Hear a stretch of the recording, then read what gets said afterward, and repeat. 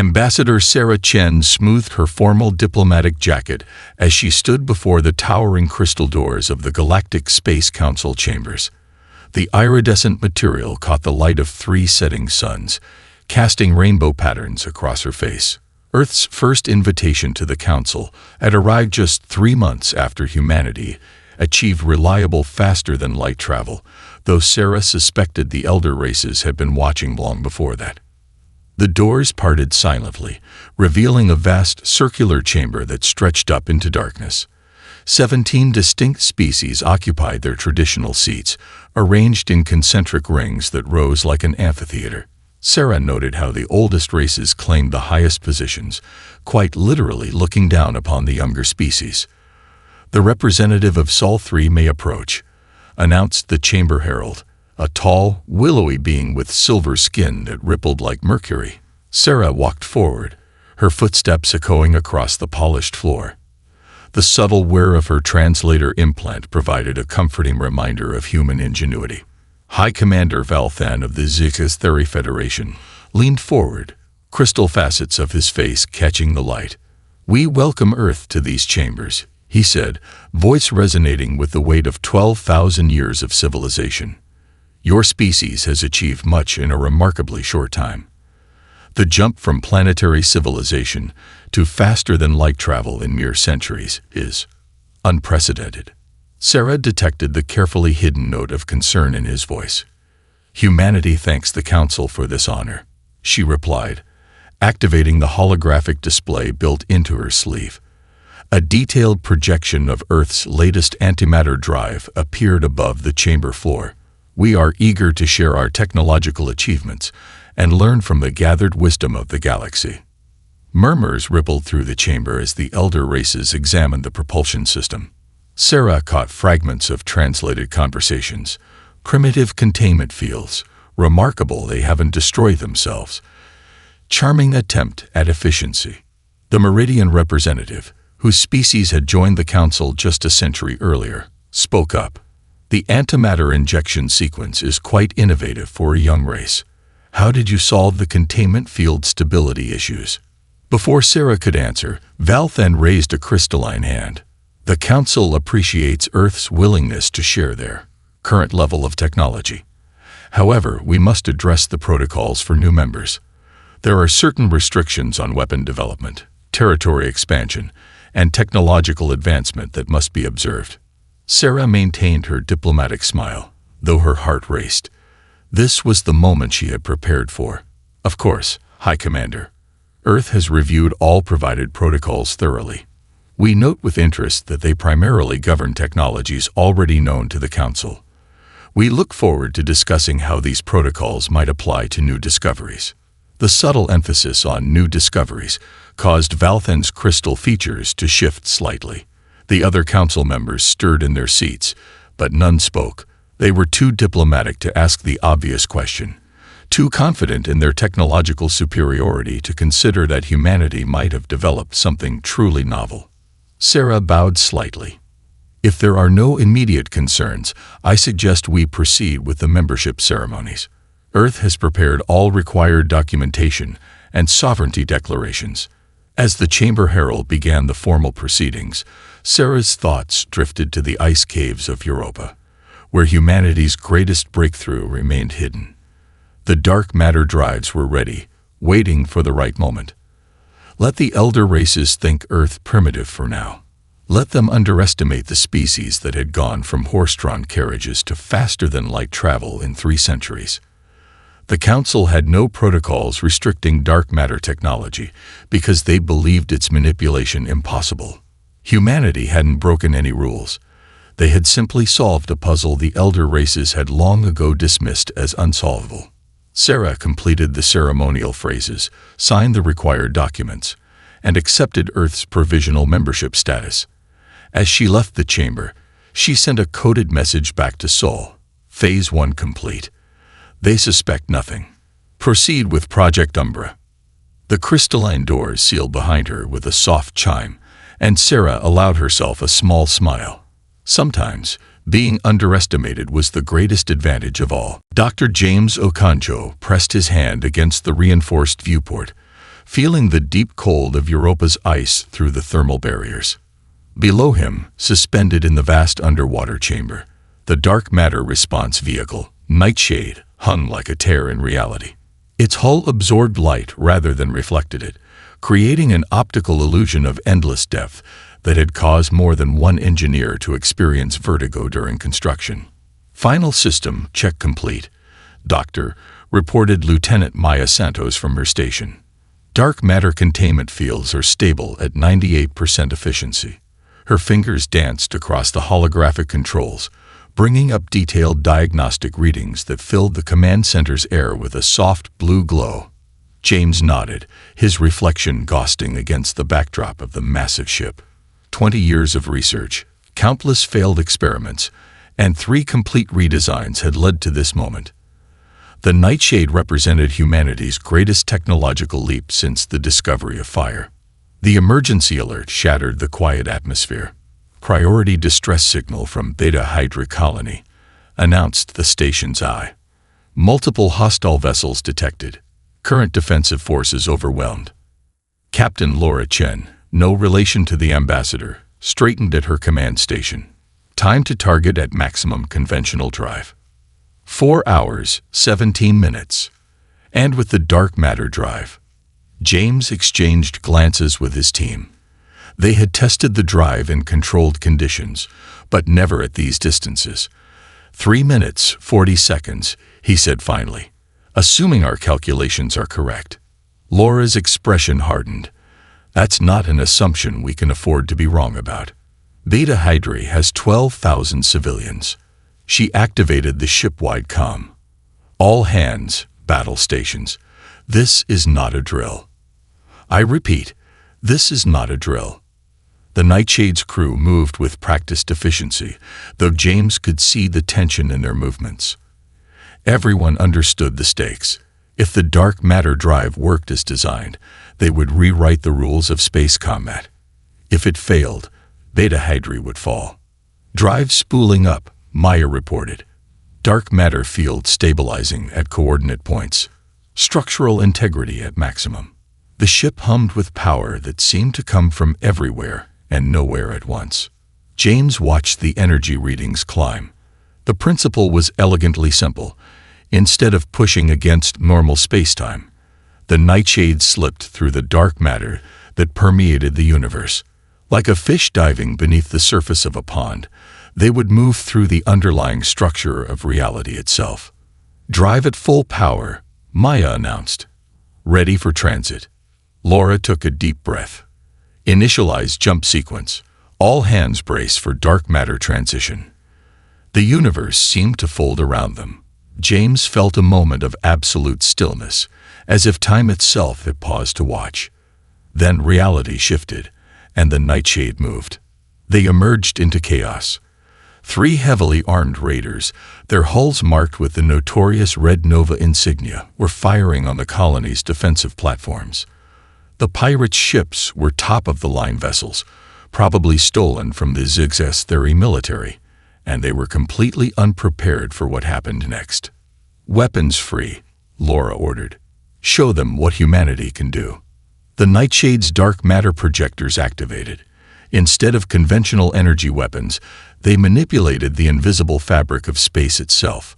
The first raider found its drive field suddenly compressed, its antimatter containment systems squeezed by forces they were never designed to resist. The second tried to fire its main guns, only to find its energy beams curved harmlessly away into space.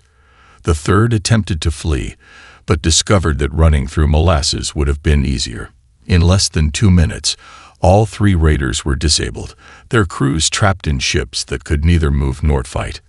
Not a single life was lost on either side. As colonial defense forces moved in to secure the raiders, James received a priority message from Earth. Ambassador Chen's words were simple. The Council will know within the hour. Everything changes now. Looking at the Nightshade's sensor readings, James understood. They hadn't just won a battle. They had announced humanity's arrival as a major power in the galaxy. And they had done it not through destruction, but through an understanding of the universe that the elder races had never imagined possible. The Galactic Space Council's emergency session began in chaos. Holographic displays filled the chamber center, showing the Nightshade's intervention at Beta Hydri from multiple angles. Ambassador Sarah Chen stood at the podium, her calm demeanor a stark contrast to the agitated representatives around her. High Commander Valthan's crystalline features had shifted into sharp, aggressive angles. This is an outrage, a deliberate deception. Humanity concealed weapons of mass destruction during their admission proceedings. His voice resonated through the chamber, causing the younger species representatives to flinch.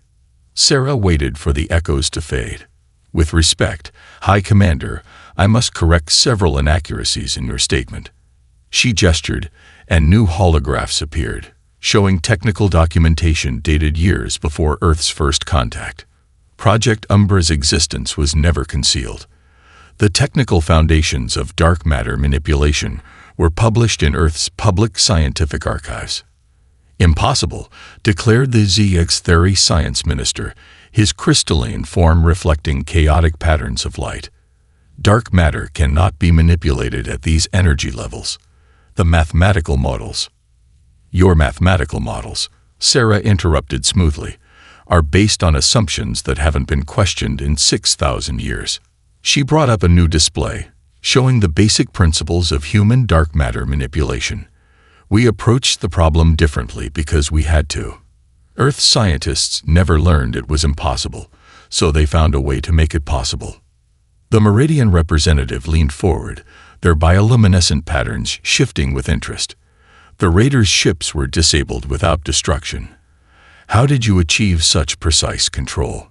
Before Sarah could answer, Valthan slammed his crystalline hand against his podium. This discussion is premature. The human ships clearly utilize restricted technology, according to council law. Point of order, called out the archival minister, an ancient being whose species had catalogued council laws since its founding. There are no restrictions regarding dark matter manipulation technology. Their multifaceted eyes turned to Valthan. Such laws were never enacted because the council deemed them unnecessary. The official record states, and I quote, "Attempts to regulate impossible technologies would be wasteful of council resources." A ripple of amusement passed through the younger species representatives. Sarah kept her expression neutral, but she noted how the power dynamics in the chamber were already shifting. The HFY's embarrassment was palpable. "If I may continue," Sarah said, bringing up footage of the Nightshade's rescue operation. The dark matter drive represents more than just a technological advancement. It demonstrates a fundamental truth. Progress comes not from age or accumulated knowledge, but from willingness to question established beliefs. The chamber grew quiet as they watched the Nightshade effortlessly disable ships that had terrorized colonial space for months. The precision was undeniable. Where conventional weapons would have destroyed the raiders, the dark matter fields had simply rendered them harmless. Humanity stands ready to share our research, Sarah continued into the silence. We believe that scientific advancement benefits all species. However, she paused, meeting Valthan's gaze directly. We also believe that such sharing must be based on mutual respect and recognition of each species' potential to contribute to galactic knowledge. The Meridian representative's bioluminescence brightened. The Meridian Collective supports this position. We propose an immediate review of council policies regarding technological exchange. Other younger species quickly voiced their agreement.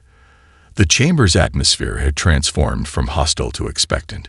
Even some of the elder races showed signs of interest rather than anger. Valthan's crystalline features had settled into more diplomatic angles. Perhaps, he said carefully, the council should consider establishing a committee to explore the implications of dark matter technology. Sarah allowed herself a small smile. Earth would be honored to participate in such a committee. After all, the stars hold enough mysteries for all of us to explore together. As the council began drafting the committee's charter, Sarah sent a brief message to the Nightshade. Phase 3 initiated. The galaxy is changing. one conversation at a time. Ambassador Sarah Chen's private office aboard the Earth Embassy Station had become unexpectedly popular in recent weeks. Today, she sat across from Representative Lyra of the Meridian Collective, watching prismatic patterns dance across the alien's translucent skin. 3 months ago, the Meridians had barely acknowledged humanity's existence. Now, they sought alliance. "Our scientists have reviewed your preliminary dark matter research," Lyra said, their bioluminescent patterns shifting with excitement. "The applications extend far beyond propulsion. Medical technology, energy production, even planetary defense. The possibilities are extraordinary." Sarah sipped her tea, letting the moment stretch. Through her office viewport, she could see a HFY patrol fleet conducting routine exercises. Their antimatter drives blazed like artificial stars, a display of power that seemed somehow less impressive now. "The collective offers significant trade benefits," Lyra continued. "Access to our quantum computing networks, rare mineral rights in the Carina sector." A subtle chime interrupted them. "Pardon the interruption, Ambassador," her aide's voice came through. "The Centaurian delegation has arrived for their appointment." Sarah noted how Lyra's patterns flickered with surprise. The Centaurians, despite their relative youth among spacefaring races, were notoriously selective about their diplomatic contacts. "Perhaps we could continue this discussion over dinner," Sarah suggested. Lyra accepted gracefully, understanding the diplomatic dance at play. As they left, they passed the Centaurian delegation in the outer office. Tall, elegant beings whose crystalline exoskeletons bore little resemblance to their distant HFY cousins. The day continued in this vein. Representatives from 7 species, each seeking private audiences, each offering increasingly generous terms for technological cooperation. Sarah maintained Earth's position with careful precision. Humanity would share their discoveries, but not at the cost of their independence or principles. Between meetings, she reviewed reports from across Council space. The Nightshade's success had sparked a renaissance in theoretical physics. Young scientists from dozens of species were challenging centuries-old assumptions. Some elder races were adapting better than others to this shift in the intellectual landscape. A priority message from Earth Command caught her attention.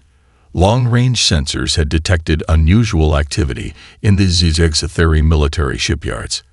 They appeared to be retrofitting their fleet with new sensor arrays, likely attempting to understand dark matter technology through observation.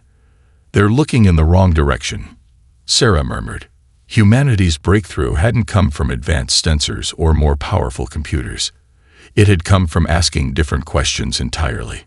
Her final meeting of the day was unscheduled. High Commander Valthan's arrival caused a stir among her staff, but Sarah had been expecting this conversation. "The Council is changing," Valthan stated without preamble, his crystalline features refracting the office's soft lighting. Some would say too quickly. Sarah gestured to the viewport, where distant ships moved like stars. "Change is the only constant in the universe, High Commander. Even stars die and are reborn. Some of our more conservative members are concerned about the balance of power." Valthan's tone remained diplomatic, but Sarah caught the underlying tension. "There are whispers of forming a coalition to regulate dark matter research. Any such regulation would need full council approval," Sarah replied calmly. "And many members seem quite interested in pursuing this research independently." Valthan's features shifted through complex patterns. "The HFY Federation has led the Council for 12,000 years. We have maintained peace, order, and stagnation." Sarah asked softly, "High Commander, humanity doesn't seek to replace the existing order. We want to enhance it. Imagine what the Council could achieve if all species were encouraged to innovate, to question, to explore new possibilities." The crystalline being was silent for a long moment. Finally, he said, "Perhaps there is wisdom in your words, but change must be managed carefully." "Of course," Sarah agreed. "That's why Earth supports the creation of the Joint Dark Matter Research Initiative.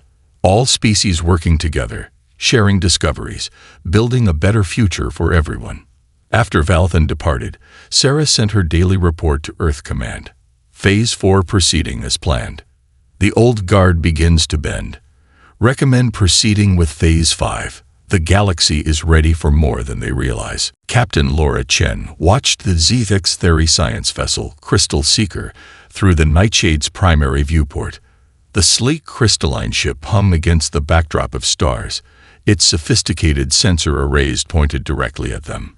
Warning messages scrolled across her command displays.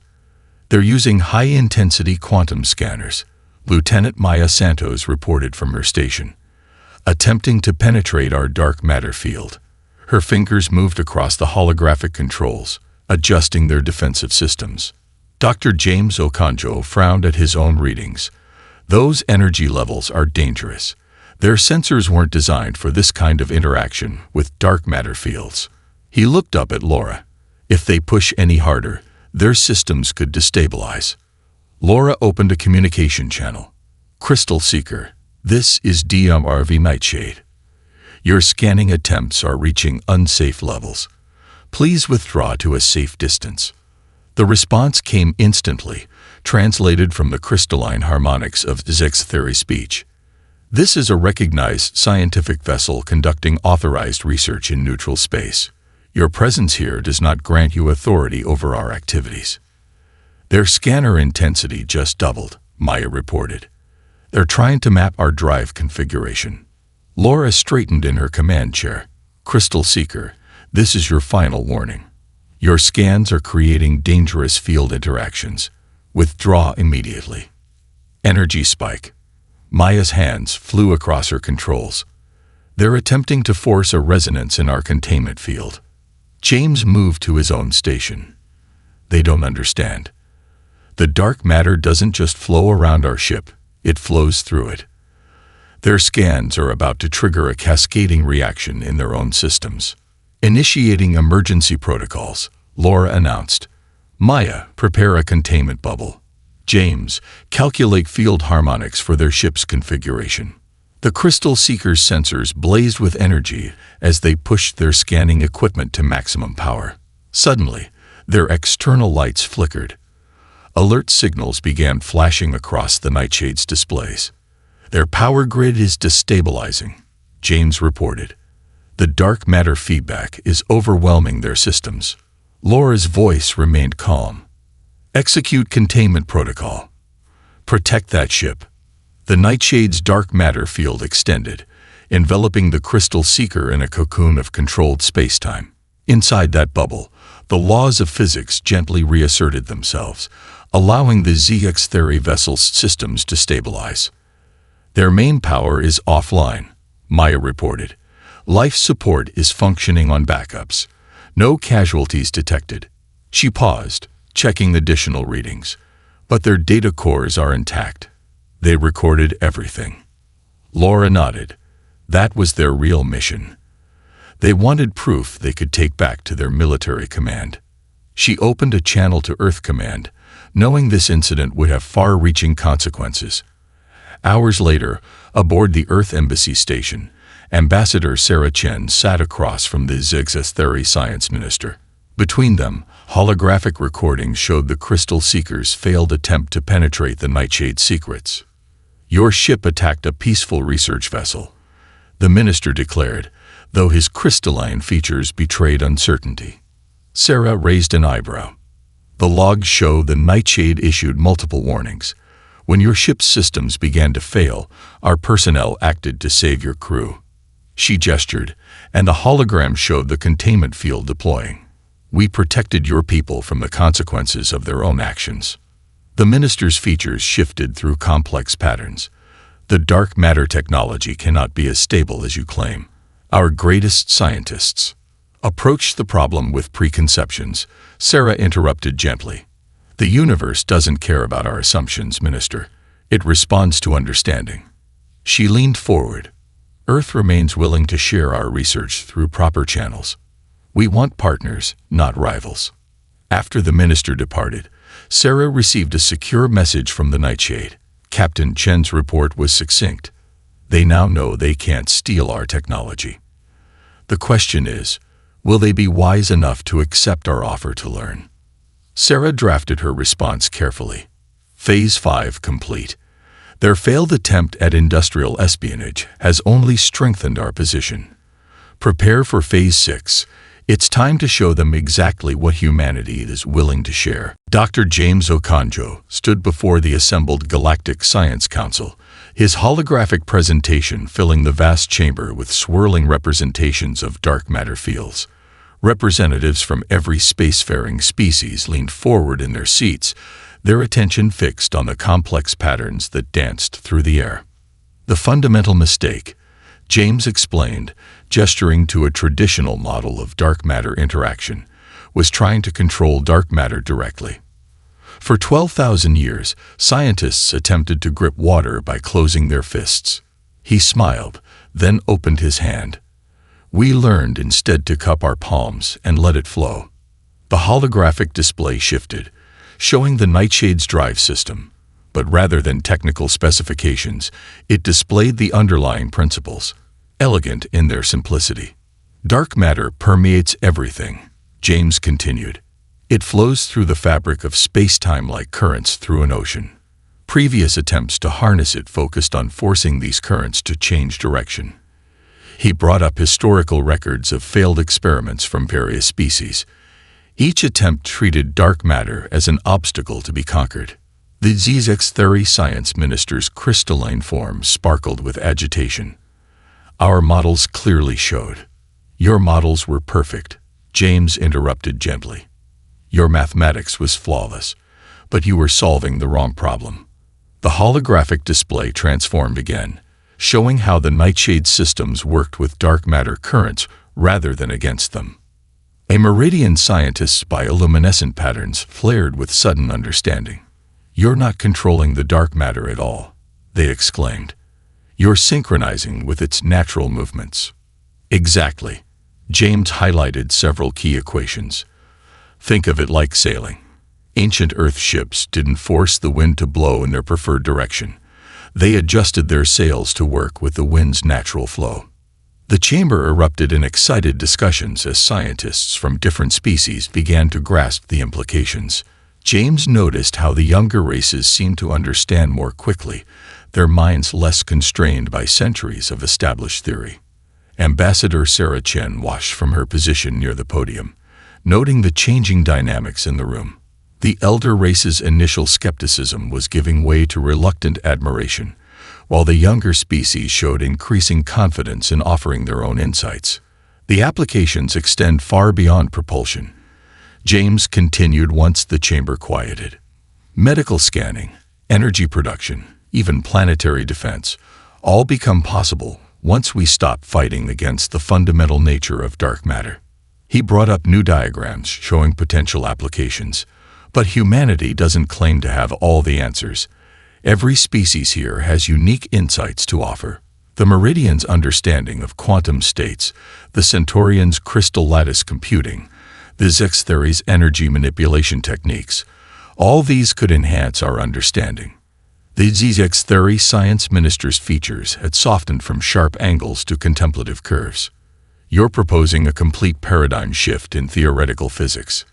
We're proposing cooperation. Sarah stepped in smoothly. Earth is establishing the Galactic Dark Matter Research Institute, open to scientists from all council species.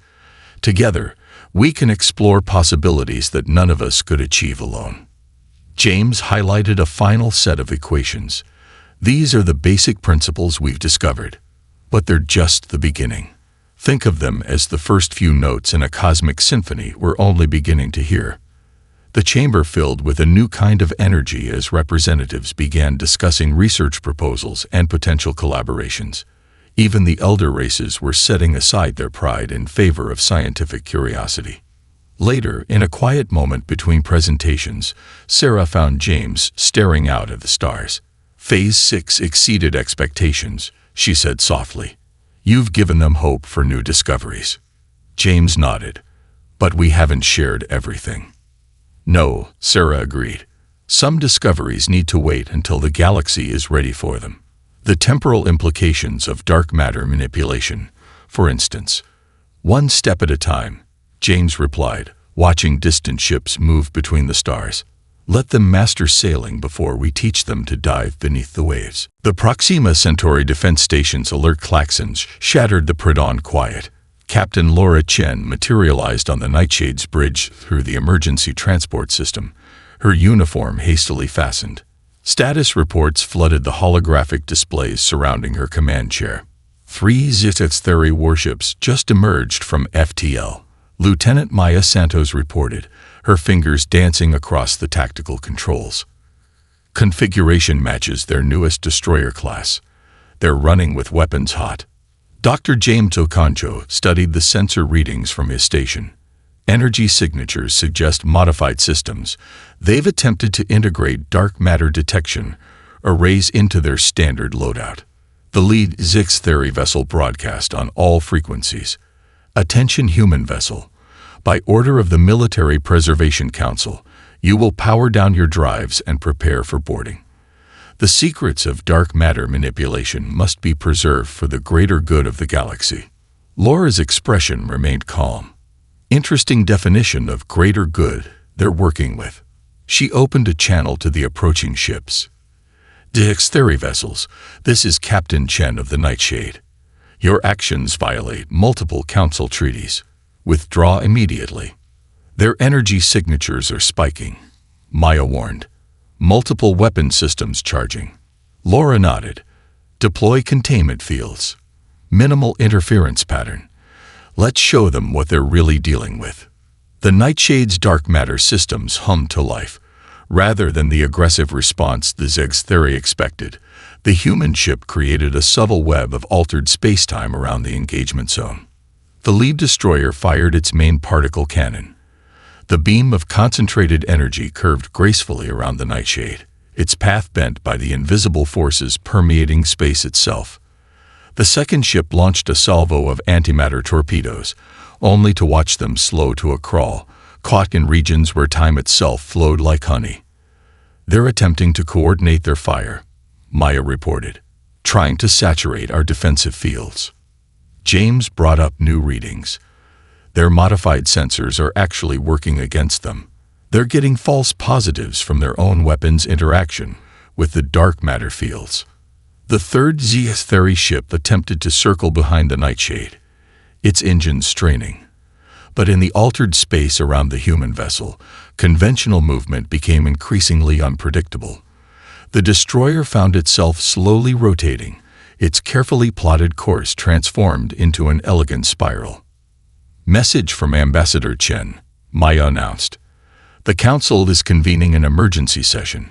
She requests we maintain defensive posture only." Laura smiled. "Fortunately, that's all we need." She adjusted their field configuration. "Let's show them why attempting to steal this technology was never going to work." The Nightshade's dark matter fields shifted subtly. Suddenly, the HFY ship's weapons refused to fire. Their targeting systems unable to make sense of space that didn't behave according to normal physics. Their engines sputtered as antimatter containment fields encountered patches of space where conventional physical laws took coffee breaks. "They're losing power," James reported. "Their modified systems are causing cascade failures across their ships." He paused, checking readings. "But their life support and basic functions are unaffected." Laura opened a channel to all 3 vessels. "HFY destroyers, your ships are now contained. We can maintain this situation indefinitely without harm to your crews. I suggest you power down and await the Council's response to your actions." The lead destroyer's commander, his crystalline features visible on the video feed, struggled with his pride for long moments before responding. "We accept your terms." Hours later, as Council peacekeeping ships secured the scene, Laura received a private message from Earth Command. Phase 7 complete. The attempted theft has been transformed into a demonstration of both our power and our restraint. The Council votes tonight on full ratification of the Dark Matter Technology Sharing Accord. She looked out at the disabled HFY ships, their crews safe but thoroughly humbled.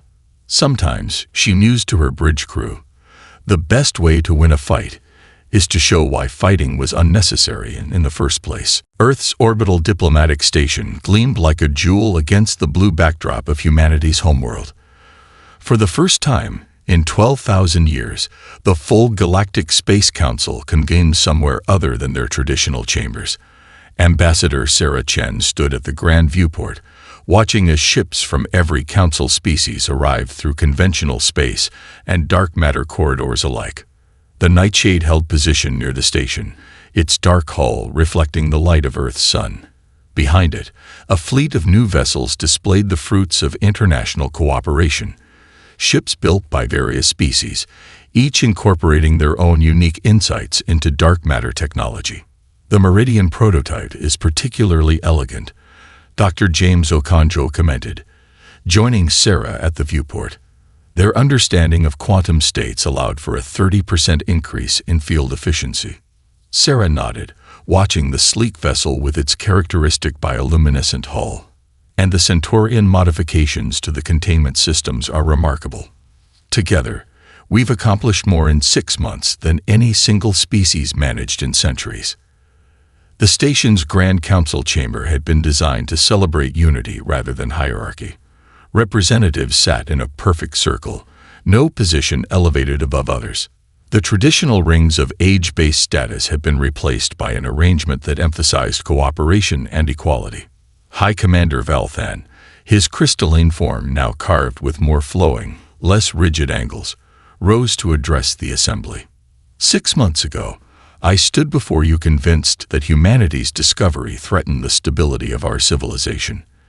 Today, I stand humbled by the evidence that change, properly embraced, leads not to chaos, but to renaissance.